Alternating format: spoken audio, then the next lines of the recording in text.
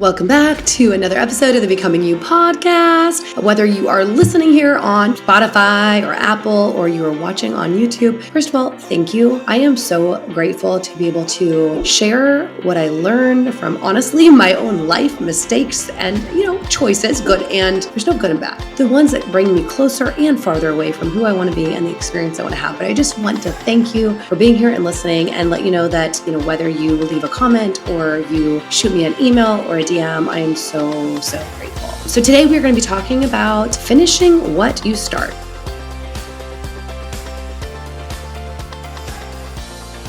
So whether you want to think about this as taking care of unfinished business, or I like to call it closing loops for me, or closing energetic holes, this is all about, it could be about rewriting your story. It's really going to be about clearing out the things that can be energetically kinking you and reclaiming your confidence, your authenticity, your energy. So I talk about unfinished goals, but I also am going to tell a story here. It has nothing to do with goals. It actually has to do with shame, because whether it's you didn't finish a goal or you are maybe hiding something in your past, ultimately this is about a feeling that we have either done something wrong or not done what we are expected to or not lived up to something, but it all carries an emotional weight. That's really the thing, is what are you carrying? Whether it's a belief, a pattern, if you think about your life as a sweater, where is there a hole that is affecting the way that you live? I'm going to start this off by a story of my son, Luca, my almost 9-year-old, sweet Enneagram 4. He is this kid is my teacher. In fact, I told him that recently. I said, Luca, I did this deep aura session. I should do an entire episode about that. But I went into this deep meditative space and I saw my family's auras. And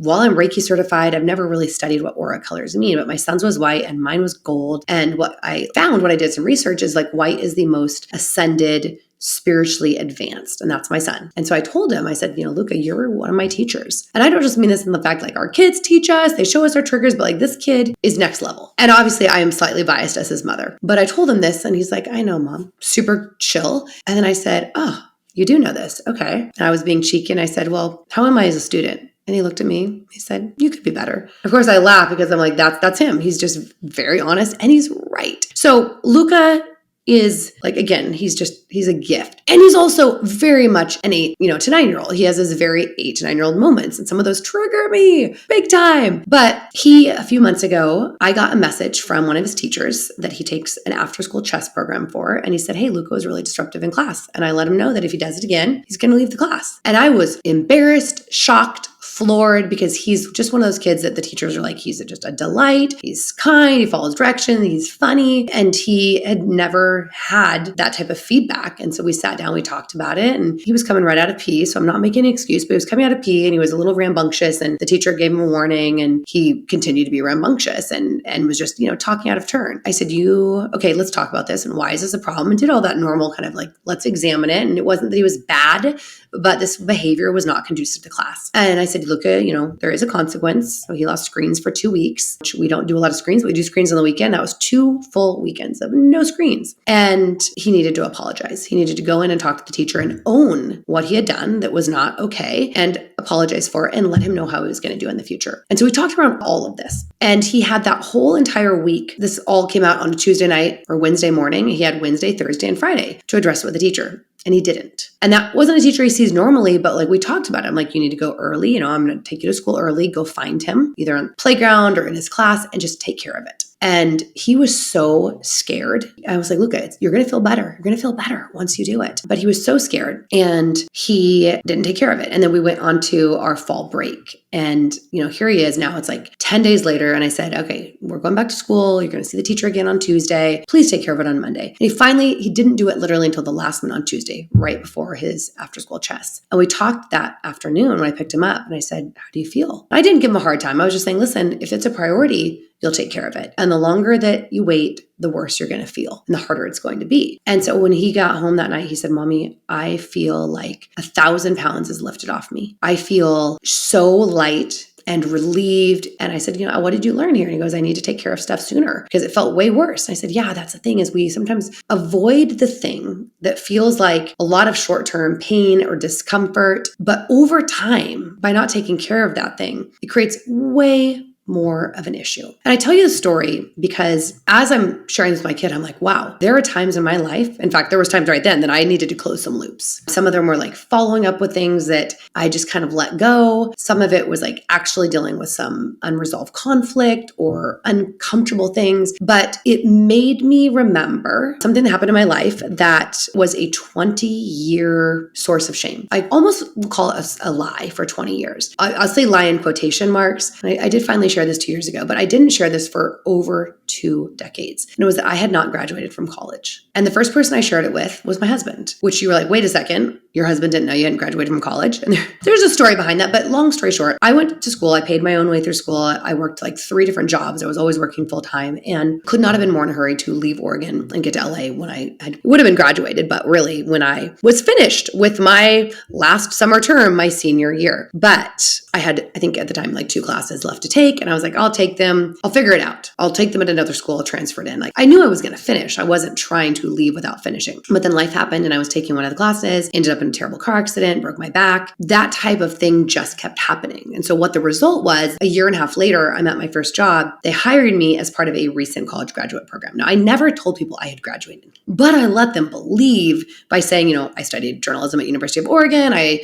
majored in this, all of that. Like I never said it, but I let people believe something that wasn't true. And I felt a ton of shame about it. But as I was in like this literally 7-day-a-week job that I didn't take a day off for, when I say day off, like I worked 356 days my first year in real estate and I did not create time. I couldn't say I didn't have the time because I didn't create it because I was so focused on making money. And that bit me in the butt when my HR person, like they apparently must have been auditing all of those recent hires. And they're like, your thing from your university came back that you don't have your degree. And I'm like, that's correct. And they said, you have 6 months to get it, or we unfortunately have to let you go. Even though I was at the time the number one salesperson in the company, or at least in my division of 100 plus salespeople, I was selling gangbusters. I, of course, enrolled in a class. I was like, okay, let's fix this. Let's do it. And I was obviously super ashamed that I had, quote, been caught. But more importantly, I was also like actually kind of relieved, like, okay, I now don't have a choice. I have to get this done. Guess what happens? This is so embarrassing. I get in another car accident. It's happened twice. I'm like, knock on wood. I should have realized this. Now I'm realizing, I'm like, maybe. Anyways,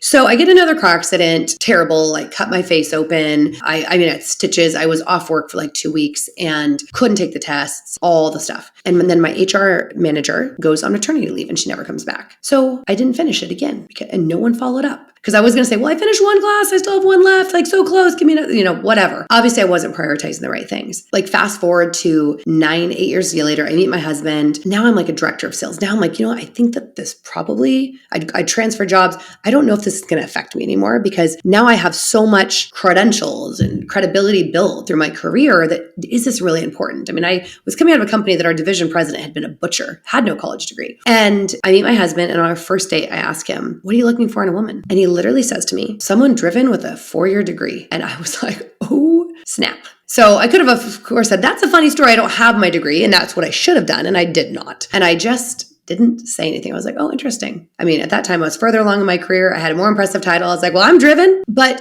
what all of this did is basically for more than, let's just say it, 20 years, I became an entrepreneur and I was like, well, I never have to get my degree. I didn't do it because of that. But I was like, I'm not going to fill out a job application again. My resume hasn't been updated and that's fine. I had these feelings of embarrassment and shame around this massive loop that I had never closed, especially with the fact that I worked full time and like practically killed myself to get through college and then didn't even have the paper to show for it. And what it created in me is a story of not being a finisher. And I realized this in 2020. I was doing Tony Robbins' Unleash the Power Within. And what came out is like, I have a failed marriage, my first marriage, and I didn't finish college. Those are 2 of the biggest things in your life, right? And I wasn't a finisher. It created all of this shame in my identity. And really this stems from like unresolved life events, from divorce, from other challenges and, failed business partnerships, or I'm a quitter because I was the one that left the business partnership twice, the marriage, college without finishing. So I want to, you can pause this and just think for yourself of like, where have you maybe left things that are unfinished? And if you want to,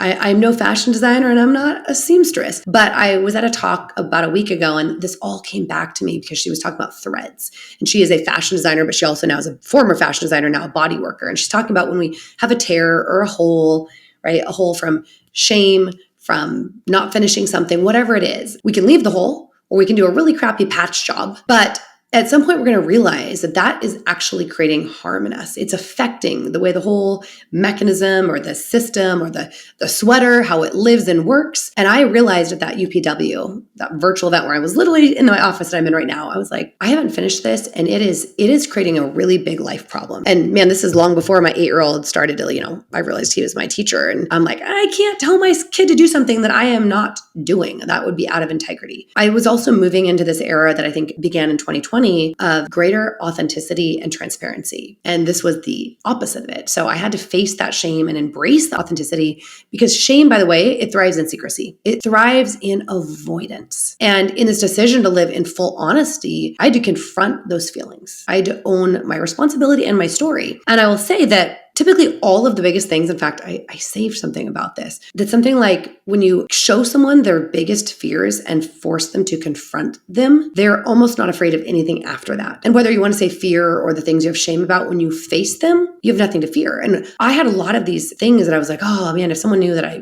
was divorced, or if someone knew this, or basically like around what I consider a failure. No such thing as failure, only feedback. But these things that I deemed as failures in my life, if they found out, then they're going to judge me. And now I've realized that actually no one can find out about something if I just share it. And then I get to control my own narrative. And so this was part of that. Now, I still, by the way, when I realized this, I hadn't told my husband yet that I hadn't graduated. My husband, who did his undergrad in electrical engineering at Carnegie Mellon and his master's degree in electrical engineering from Stanford and his MBA from Wharton. So here I am sitting with like one of the most well-educated people I've ever known, who I happen to be married to. And here I am with not a degree from my 4-year state university. So hello, comparison. But I decided, I was like, okay, I am going to change this. And I literally the next day, I reached out to my college guidance counselor, not the one that was there 20 years ago. I don't know who that person was. But when I had multiple times tried to restart my degree. Actually, right when I met my husband, same thing. I was like, I actually really want to do a master's program.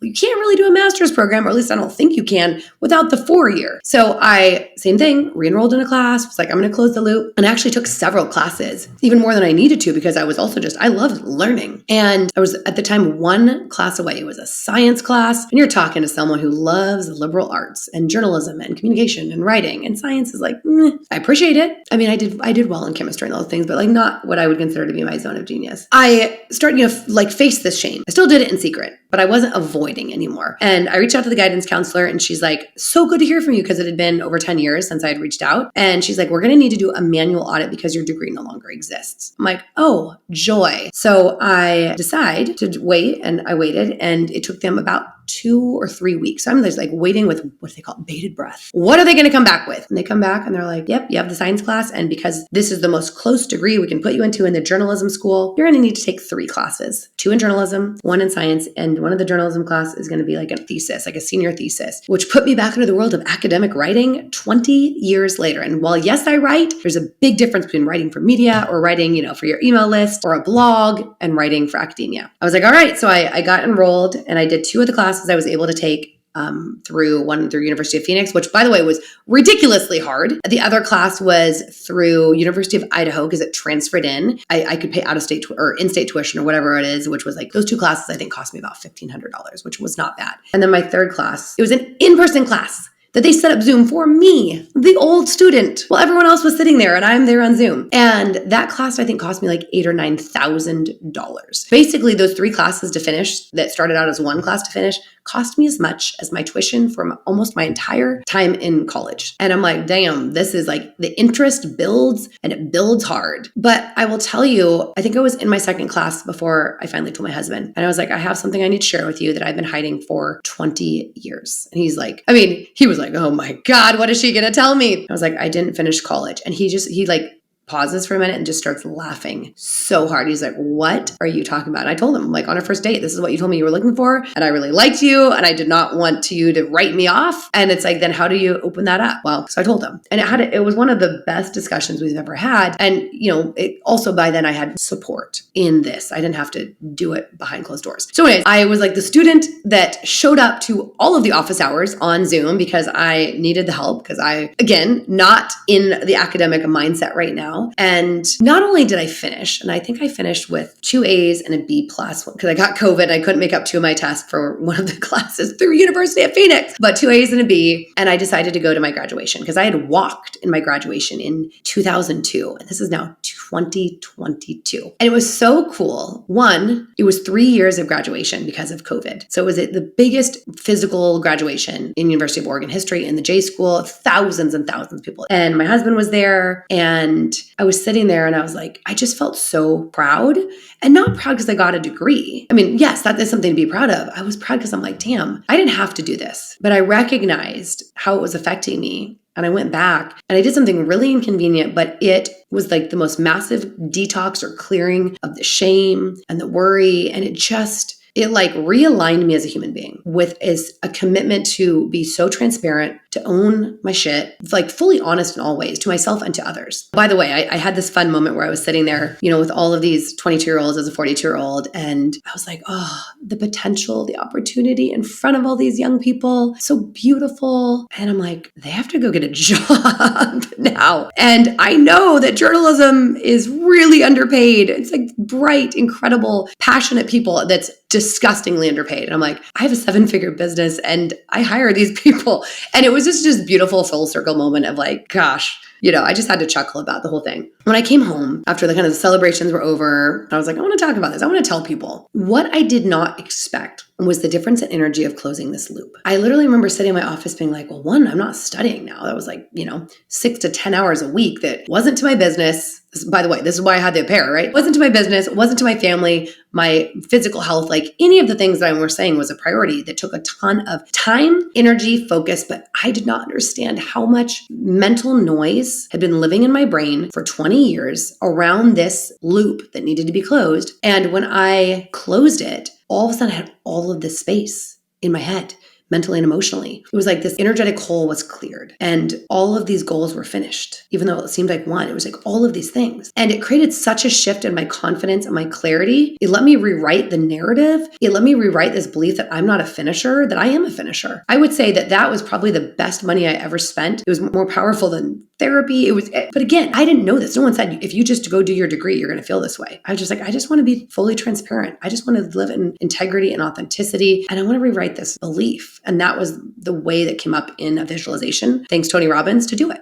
So thank you, by the way, for listening to this. And now I still do want to go get my master's at some point. I don't know when. I got other goals that are more of a priority because I don't think I'll ever apply for a job again. I think it's highly unlikely. I want to continue to build my own companies and legacies. But I do know that I had to finish that degree if I wanted to get a master's or go get an MBA. And my husband's like, why the heck would you go get an MBA? He's like, it's a social thing and you socialize all the time. And I'm like, yeah, but I don't know. I think I still want to do it. Not for the achievement, for the experience. Now, what did I learn out of all of this? Number one, when I had that degree audit to the date of my graduation, by the way, that took a full year. It was 3 semesters of me taking a class every semester. It was finals. It was papers. It was a whole year. It wasn't just like I could be like, I'm going to beast this thing out in a week, or I'm going to pull a couple all-nighters, or I'm going to schedule some time for myself. It was a year of daily and weekly commitments, like literally showing up to class for the classes that were live. How do you do that? How do you stay motivated to finish, especially on a long goal, especially with a personality like mine? If you're like, I like to chase things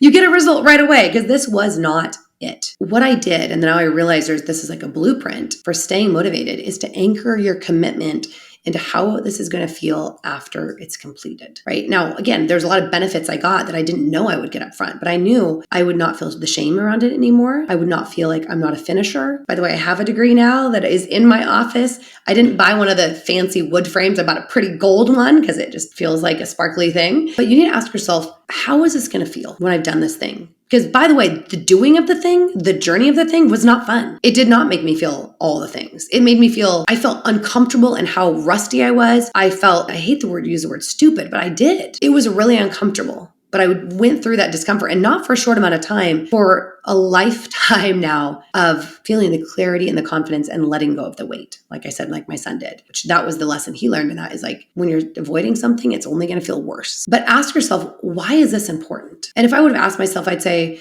because I don't want to have to feel like I'm hiding or I'm not being 100,000% honest. Well, why is it important? So then you ask yourself, by the way, whatever the answer is you get, you ask yourself again. This is number 2. Well, why is it important that you don't live with shame or that you feel like you don't have to hide anything? Well, that's important because I want to show up authentically with transparency and fully own everything of who I am. Well, why is that important? Well, because when I fully own, by the way, I'm literally asking myself this because I did not do it then. But when I fully own who I am, everything about myself, it gives me absolute permission to be who I am, to pursue the things that are aligned for me. And it also gives me the permission to be able to make mistakes and to learn from them and to have no shame around them. Well, why is that important? So now I'm asking myself number 4, because I want to not call things good or bad, but to always be able to move closer towards what is the fully realized, actualized version of me. I want to be able to show my children how to do that as well. And I want them to see it in me and what I do, not just what I say. Why is that important?